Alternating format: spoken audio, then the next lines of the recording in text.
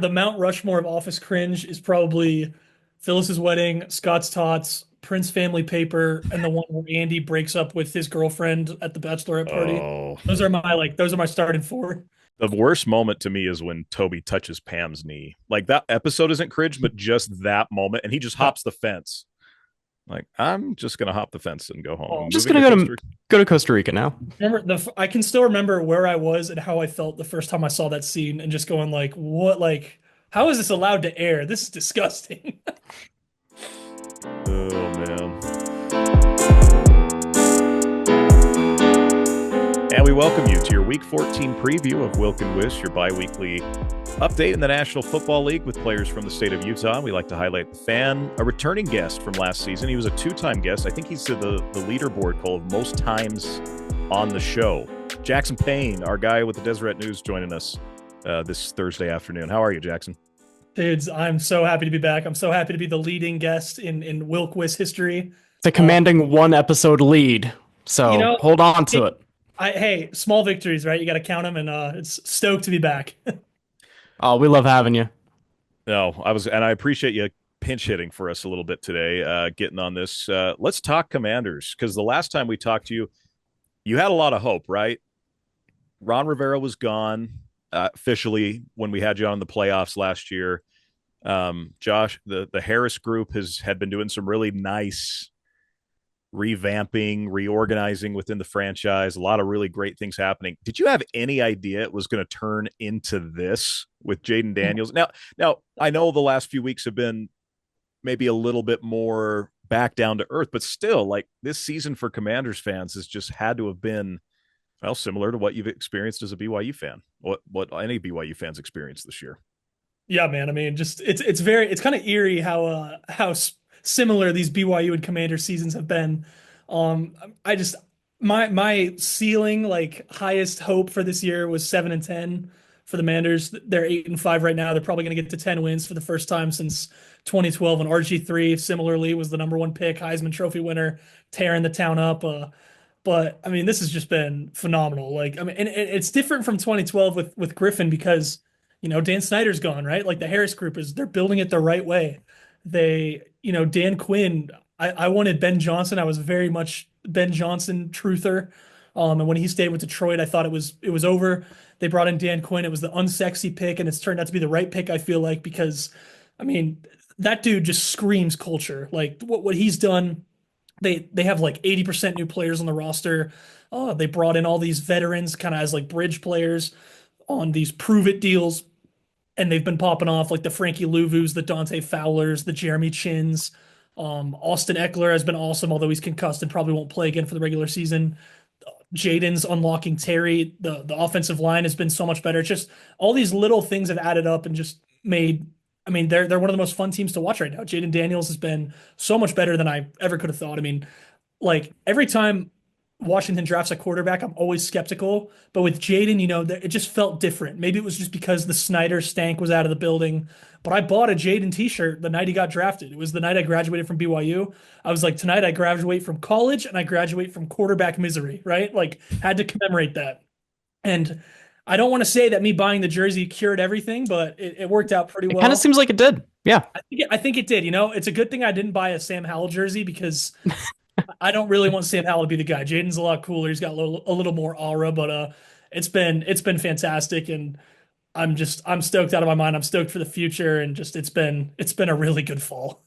The fact that Dan Quinn, the guy that was known around the league circles for never changing his defense and just being old school and I'll run what I run with man on the outside and single high, and it worked in Seattle, so it'll work today, has been so multiple in the way that he's brought out this defense and a defensive personnel that did not come in with a lot of superstars. You mentioned bringing in a couple guys that are long in the tooth, and then even the defense, like the draft picks, didn't have a Jayden Daniels on that side, and Emmanuel Forbes from last year. There's still some question marks. This team allows the most points in franchise history last season, and they're on track for a fantastic defensive season, and part of, along with, Jayden Daniels and hitting on the number 2 overall quarterback, the reason why they're so good this year. Totally. I mean, it's just the look.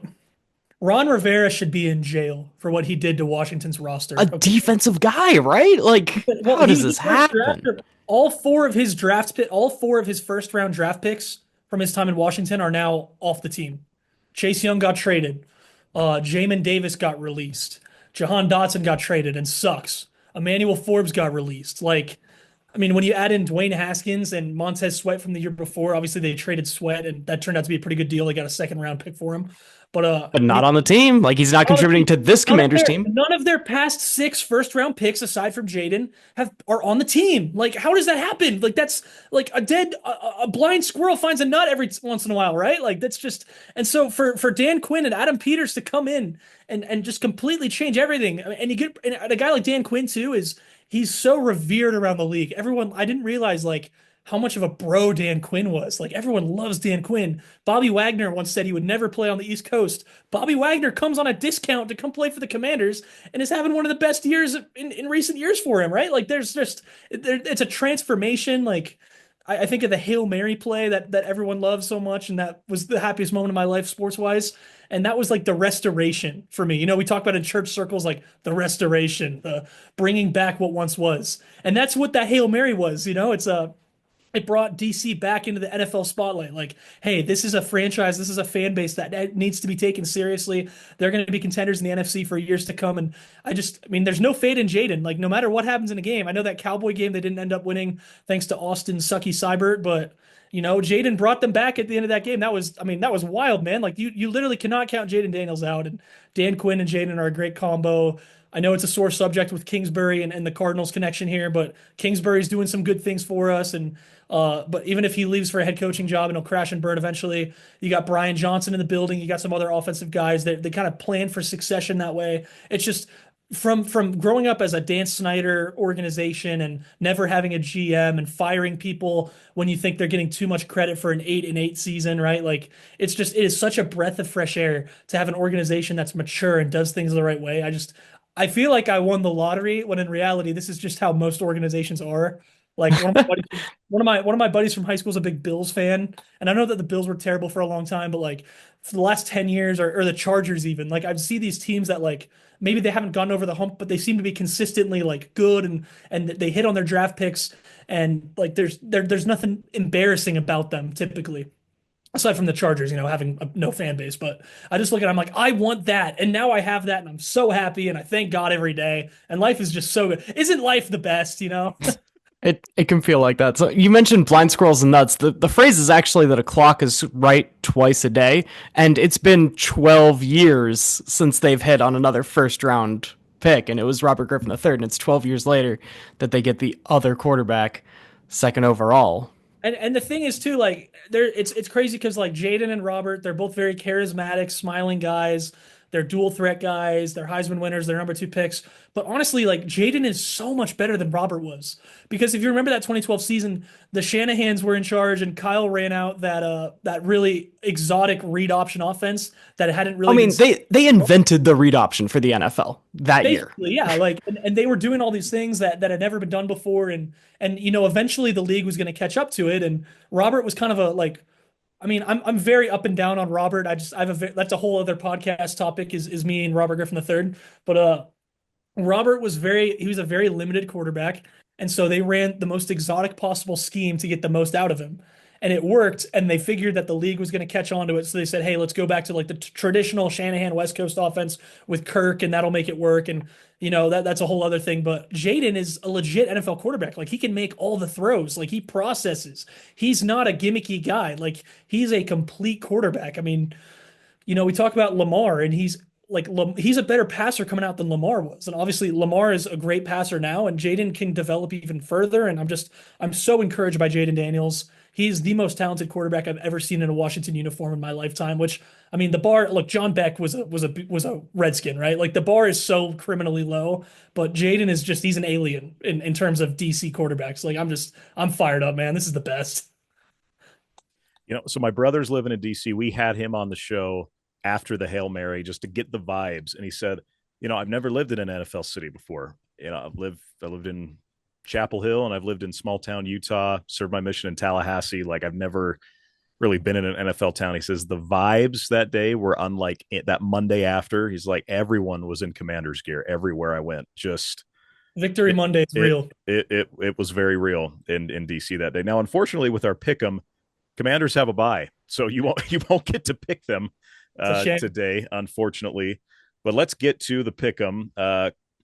He's got to go 13-0, right, Cole? Again this week with the buys, or does he Oh have yeah, one way loss? too many buys, and we have a one losser on the record so far this year. But I mean, if you do have one loss, maybe we'll bring you back for some of that playoff redemption, like you saw last year, and you can keep your Wilkenwist streak alive.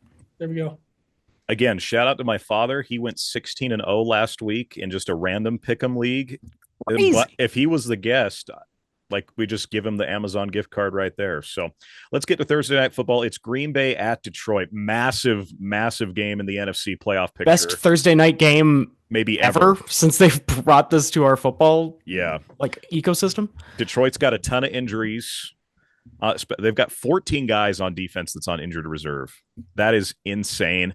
Packers are playing good. I don't know that the Packers are playing like phenomenally well right now. And until someone can just actually beat Detroit, I'm not picking against them. I'm going with the Lions at home at Ford Field. I mean, now we start looking towards the end of the season, and the Lions only have the one loss right now. It's 11-1. They're not really going to go 15-1, right? So another loss has to come in here somewhere. This is probably the best shot at it on a short week against a division rival. And so I'm going to pick Green Bay, but picking the Lions from here on out is good practice if you're actually gambling and care about pick'ems. Yeah, I think, so much of what the Lions does comes from their locker room, right? I mean, Dan Campbell is phenomenal coach. I mean, what he's done in Detroit has been transformational, right? I mean, I love everything about the Lions. And I mean, for my money, I think the Lions are the best all-around team we've seen in the NFL since like the '07 Patriots. Like, I can't think of another team that was just this good, right? Like, obviously the Panthers went 15-1, but if you look at a lot of those, first of all, that was a Ron Rivera led team, so they weren't as good as they really were. Let's just get the elephant out of the room right away. And Sean McDermott and all those guys that have made the Bills a thing, like those, exactly, right? that was what made that 15-1 Panthers. And Cam Newton being one of the best MVPs. And they had a bunch of fluky one-score wins. Like, the Lions are pantsing people every single week. Like, they are so dominant. They game plan better than anyone I've ever seen. And these division games, like against the Packers on national TV, when it's kind of your statement game, like, hey, let's go and just knock the teeth out of these guys that have killed us for so long. Like, how can you not bet on the Lions, right? Like, got to go with the Lions tonight. All right. That's a very exciting game. We start Sunday. Not so much. New Orleans and the New York Giants. Oh, Anyone got any takes that they want to get off on these two teams? I'm picking the Saints. My take is this is the worst bye week ever because you lose the Ravens, you lose the Commanders, you lose the Texans. I think the Broncos are on bye too. Like, all these exciting teams that everyone likes to talk about, they're all gone. Indy's making a playoff push. I mean, look at all these young, exciting quarterbacks in all these teams. Like, what is going on? But we get Derek Carr and either Drew Lock or Tommy DeVito. Do we even know? Does it matter? I think it's Drew Lock. I think that was confirmed. I'm taking the Saints. I'm just throwing it out there at this point. It's a toss-up. I'm taking New Orleans. I'll take the Saints. I'll take the Saints too because they play the Commanders next week. And I think they're going to win one of the next two games, and it's not going to be against the Commanders. So Cleveland is in Pittsburgh. Now, this was an interesting game with all the snow. Cole, do you know what the forecast is looking like in Pittsburgh this weekend? Not as much snow as we got the first time around. Sure. I'm taking Pittsburgh at home.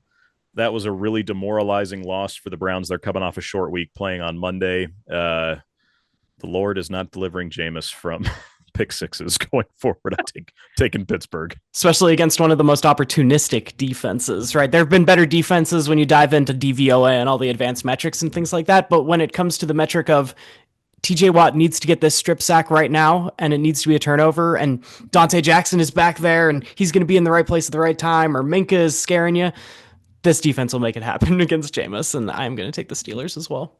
Yeah, I find it hard to believe that Jameis Winston can beat this juggernaut Pittsburgh defense twice in the same season. I know divisional games are weird, but you already had that the first time around, right? So give me Pittsburgh.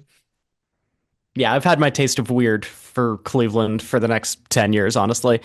Falcons, who boy, these are two team Falcons and Vikings both had down to the wire games just last week, and they came out on either sides of it. And I think that's indicative of what's going on with these two organizations, because I'm gonna pick the Vikings again, and that the Atlanta Falcons ruin another one of these in the Kirk Cousins revenge game. I was really frustrated on Sunday after that Vikings Cardinal game. Marvin Harrison scores a touchdown, puts you up 2 scores late in the third quarter. These Vikings team is just good. They're well coached. It doesn't really matter who they have at quarterback. I mean, Darnold has been just a revelation for them. He's not a long-term answer by any means, but compared to where he was at in Carolina and New York, this is just a resilient Minnesota team. Is it a Kirk Cousins revenge game? I don't think so. I'm taking the Vikings, given the way these two teams are trajecting right now. I'm tempted to pick the Vikings, but I'm looking at the Falcons right now. The Falcons were my sleeper NFC title game team this year. I thought Kirk was going to do so. I thought Kirk was going to be like Stafford going to the Rams, right? It hasn't quite been that. They've lost 3 straight, but Kirk is kind of playing for his job right now. They drafted Penix in the first round. This is the time where they could kind of pull the plug on Kirk. He's going back to Minnesota. When Kirk has had one revenge game, he went back to DC and they won there in 2022 against Heineke. I like Kirk in this game. I think Kirk is going to come out with a vengeance. Kirk, I feel like, does best with his back against the wall. I saw it in Washington far too many times that I want to admit, but I like the Falcons in a weird game because also the Vikings are 10-2, but like, are they really a 10-2 team? Like, I think the Vikings are more 8-4 than 10-2, and I like Kevin O'Connell a lot. I think he's a great coach, but I just think both of these teams are too weird for something weird to not happen in this game. So give me Falcons by like 4. Ooh, I like it. I like it. Vegas is in Tampa. Buccaneers schedule really eases up for them, and that comes at a good time. I like Tampa Bay covering this pretty easily. Vegas has got to be feeling just as low. The movie Shark Tale, when they're going through the food chain and there's whale poop and then there's Will Smith's character. That's kind of the Raiders right now. You had a chance against Kansas City and the first team in 40 years to fumble a snap in field goal range down 2. I mean, just a historically bad loss in terms of how that ended. I just don't see them bouncing back from that. Tampa Bay big. Yeah, I'd love to spin the tale that the Raiders can figure this out, but and Tampa needs to win every single game that they can to keep pace with Atlanta, because Atlanta's got the tiebreaker after winning both of those division games. I think Tampa can do it, right? I was not convinced of picking this division in the preseason, and every passing week it seems more up in the air. And I'll say Tampa gains a game here. Vegas, get ready to learn Shedeur Sanders. Gotta go Tampa big because the Raiders are pitiful. Does that come hand in hand with primetime? I don't think so. Okay. I don't think so either. I don't think he's leaving Colorado this year. I think it'll be within the next 2 years. I don't think he stays at Colorado, but that's wild though. I did not think Dion would be more than 2 years at Colorado. I thought he would take the Florida State job, right? Like, I'm just weird. Strange things are afoot in Boulder. Well, after being an assistant coach for his high school team and then coaching him in Jackson State and then coaching him at Colorado, it's not unprecedented. He's moved every other time that Shedeur would you say Dion is the Michael Jordan of LeVar Balls? Like, is that a fair take? That's the best line ever. I mean, I don't know. No, that's 1,000% right. Carolina, who might be sticking with their former number 1 overall pick, because Bryce Young's looked pretty darn good with our guy Brady Christensen playing center now for the Panthers. They're in Philly, though. Saquon is just, I mean, I was an idiot. I do a free parlay every week, and I took the under on Saquon's rushing yards at 88.5. I'm like, why did I getting too cute here? Like, what is going on? Philly wins this one. I think they barely cover. I think Carolina still puts up a decent fight, but I'm taking the Eagles.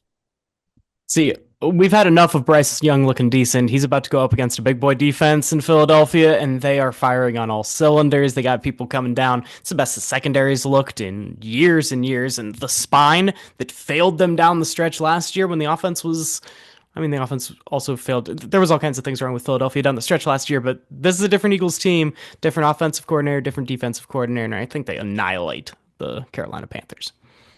Yeah, there's no need to get too cute here. the Eagles are going to roll. I like the direction the Panthers are in. I like the strides that you've seen from Bryce Young over the past few weeks. But the Eagles, I mean, the Eagles made Jayden Daniels look pretty bad this year, and Jayden's my guy. Like, I think he's the truth. But the Eagles kind of figured him out, and Bryce Young's way easier to figure out. And my prediction for this game is that Cooper, the exciting white DeJean, picks off Bryce Young. Ooh, exciting whites. Jacksonville is in Tennessee, Cole. Oh. We talk about a game of the week. This is the game for the week. I'm taking Tennessee. They're at home. Mac Jones looked like he had something at the end of that game last week, and I'm going to take Jacksonville here. Yeah, I'm going to take Jacksonville. Mac Jones looked pretty nice. The Titans defense got destroyed last week. I feel like that's a hard game to pick yourself up from. Let's get weird. Let's say, I mean, this is your typical AFC South toilet bowl game, right? I like both of these teams being 3-10 at the end of the week, so I'll take Jacksonville. Preseason, did we think that in week 14 that the Jets and the Dolphins would both be all but eliminated from the playoffs with 7 teams to work with here? It's miserable, and I'm going to take the Dolphins because they still have something to play for, and I just think they're better right now. They lost just one too many of those close when Tua just came back games, and it's going to haunt them. But Miami's the better team, but looking back, how did these two teams have this happen to them in 2024? I mean, I think the answer is Tua's concussion. I mean, that's the obvious answer for Miami, but there's been some other issues too. Not getting the ball to your playmakers when Tua was out, could have won some of those close games. But with Tua, they beat bad teams, and the Jets are a bad football team, so I'm taking Miami. Yeah, you got to go Miami. Have you seen what Sauce Gardner has done since Saleh got fired? He's been terrible. And I think this is the game where Tyreek or Jalen Waddle gets right. Shout out Johnny Smith, saving my fantasy team. What a great pick that turned out to be, tight end one. But yeah, give me the Dolphins. The Jets suck, dude. The Jets are the worst team I've ever seen. I'm so happy that they suck. Like, not even like I know BYU fans like to dunk on the Jets because of Zach Wilson, and like there's a little bit of that in me, but at the same time, just like I hate the Jets. I hate everything about them. They're terrible. I'm getting a little Max Hallish here, but like life is better when the Jets suck. Like, stop trying to make the Jets a thing. I saw a thing this last week that said, "Have you made the playoffs since the Nintendo 3DS was released?" All 31 other teams say yes. The New York Jets say no. That's right. Seattle and Arizona. This might be the biggest. This might have the most implication on the playoff race this week out of any of these games. MJ said it best in Spider-Man: No Way Home. Expect disappointment. You'll never be disappointed. I'm taking Seattle, hoping Arizona ends this 2-game skid. I do think that they end that skid. Seattle's defense isn't totally coalesced, and Kyler is making some things happen even in these losses, and I'll take Arizona in a close game. The NFC West, with the Niners being what they are this year, is so fascinating to me. I think that the NFC West is going to be so complicated down the stretch. It's going to be like a tiebreaker type division.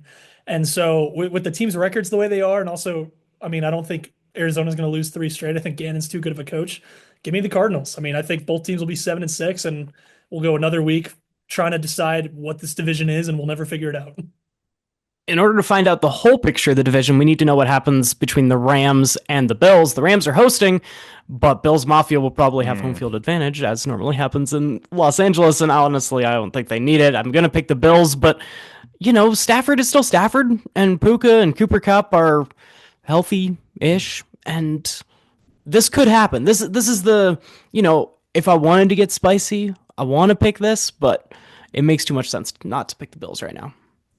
So one of my best friends is a Bills fan. He just went to a game in Buffalo a few weeks ago when they beat Miami on that 61-yard field goal, said it was a spiritual experience for him. The other time he saw the Bills was in Los Angeles last year, and he said it was kind of weird because there were more Bills fans there, but it was in Los Angeles.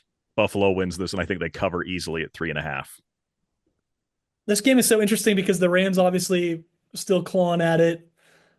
The Bills just had kind of an emotional Sunday night game. I just want to say, though, I love watching the McVay offense more than anything in the league. Like, I love watching the Rams. I love the naked bootlegs they run. Reminds me of those Washington teams with Kirk.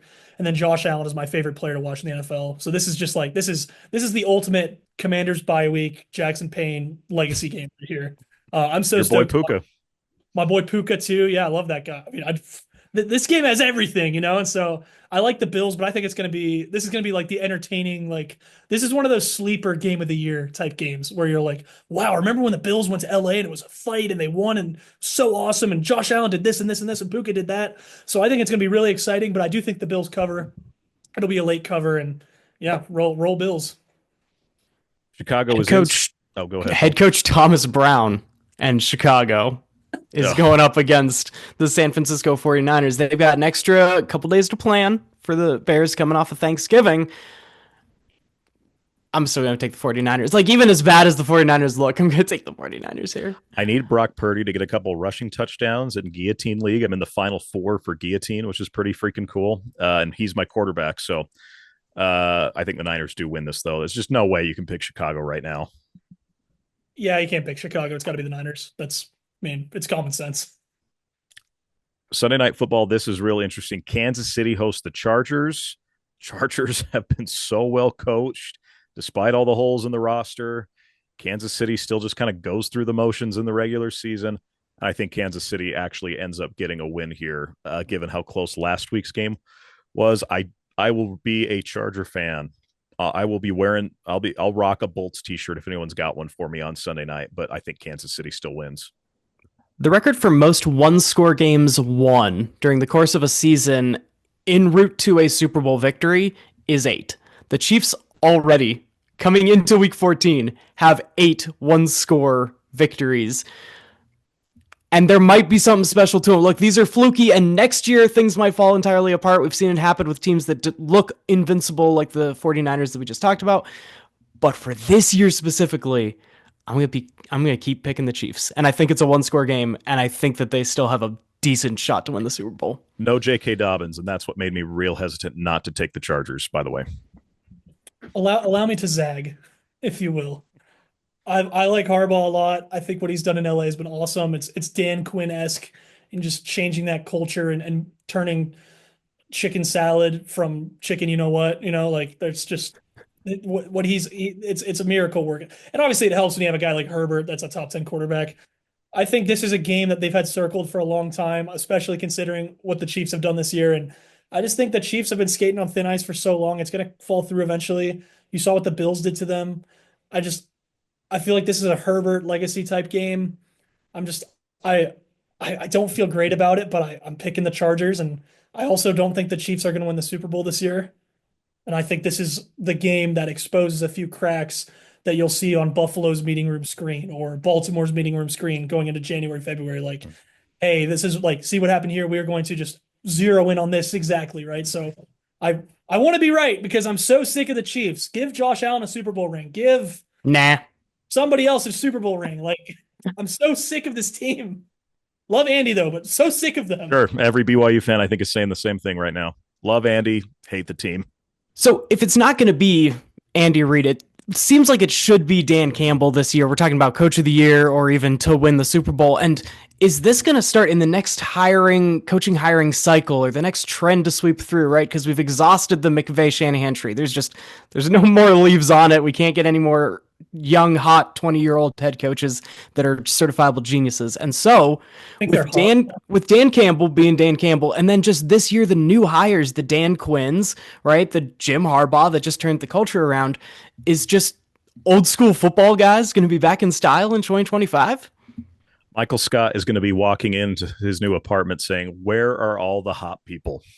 I was told, as far as I'm concerned, I'm the most attractive one here, or the best looking one here, I think is verbatim what he says. But I don't, that's what you're hearing, right? You're hearing that a lot. Some schlubby 50-year-old dude that just loves ball is going to be a head coach next year. And we're not going to know who he is, but in every interview, he's going to knock it out of the park. And some team thinks that they'll get their next culture guy. And I don't think it's going to work. I think that is so much harder to replicate. And it just so happened that it really happened this year. But just a really smart offensive guy is a more reliable way to go. It's going to give you a floor that sometimes, I mean, Antonio Pierce was the culture hire, and it doesn't always work. Yeah, culture hires are interesting because Dan Campbell was a perfect situation for what Detroit is and was supposed to be. Dan Quinn was a perfect hire for Washington, what they're supposed to be. Jim Harbaugh is a perfect hire for Los Angeles and what they're supposed to be, right? Like Antonio Pierce, like think about like Ron Rivera was a culture hire. I know I always go back to my favorite punching bag, but like so many of these culture hires just don't work out. And looking at like Ben Johnson is going to be the hot name this offseason. Cliff Kingsbury we've talked about. I mean, I don't think he'll take a job because I don't think a team will be dumb enough to do that this quick. I think it's at least another year. But then like Bobby Slowick in Houston, the offensive coordinator there, like you have all these young the hot people that are coming out. And I feel like there's still too many of them and not enough of these bona fide culture, like the slam dunk, like, oh, we have to hire Dan Quinn, we have to hire Jim Harbaugh. Like I think there's more of the hot people, the hot young coordinator types to where the market is still in demand for them, right? And so I think I think the Dan Campbells and the Jim Harbaughs and the Dan Quinns are gonna have a lot to say about where the NFL goes the next 5, 10 years with their teams respectively. But I think in this particular hiring cycle, I think a few teams might take a swing at one of those guys, one of those type of guys, and it just doesn't work out. You got to go. I mean, the geniuses are rarely wrong, right? Like I mean, and the Jonathan Gannon types, you wouldn't normally think of as a culture guy. They become that over time, even if they're not like they're kind of the young savant type, like I'm a defensive genius, and then you kind of become a culture guy. I think that's more likely, but Mm. that's just me putting my coaching non-expert hat on. Well, Bill Belichick apparently interviewed for the UNC head coaching job today, which I'll be making a phone call What? to a certain brother after this. If Bill Belichick had any courage, he would take the East Carolina job. BYU's playing at ECU next year. I'll be there. I will be there. So, final game Monday Night Football. Cincinnati is in Dallas. It's the Simpsons game. I We might can't flex this. Are we? We're sure this is staying. They prime tried. time? Didn't they try? Yeah, I was just gonna say. I heard they tried, and Homer They said tried, but no. the Simpsons animation had too much progress done, and they didn't want to restart, so they kept it. That's That's just that's the most Simpson things all ever. time flex refusal. That might be the most Simpsons thing ever. Joe Burrow, he bought a Batmobile this last week. Like I can't pick against that. Like Not even when Cooper Rush is on the other side. the inner Abed Nadir inside of me cannot pick against a guy who just bought a Batmobile. So I'm going to go with the Bengals. Look, I'm a little bit more interested in the Simpsons of it than the Toy Story early morning game that we got last year when it comes to these augmented reality, trying to get the youngins interested in the game of football. But the game that actually happens, it's probably going to be Cincinnati. But this is another one. Two teams that were almost universally picked into the playoffs, and they're mathematically out of it at this point. I remember last year when they did the Toy Story game, there was a very morbid tweet that was, could you imagine the DeMar Hamlin situation playing out in the Toy Oh, Story game? And how I was like praying, like, please don't let this happen. But now that it's Simpsons themed, please let this happen. Like, don't make it a life or death type thing, but give me like the most Or gruesome or if non. it's Family Guy, we get him doing the ah, Just oh. give me some crazy injury in this game just for the Simpsons aspect of it. But it's I'm allergic to picking Dallas because I have a heart. And I'm allergic to picking Cooper Rush because I have a brain. There's no way that Cooper Rush is going to win 3 straight games. Just Dallas's defense is so bad. Joe Burrow bought a Batmobile, like you said. This is a Bengals game that people will go, could the Bengals make a run? Like, no, it's Bengals, it's over, but you're gonna beat Dallas and Bart is gonna beat Homer and it's gonna be awesome.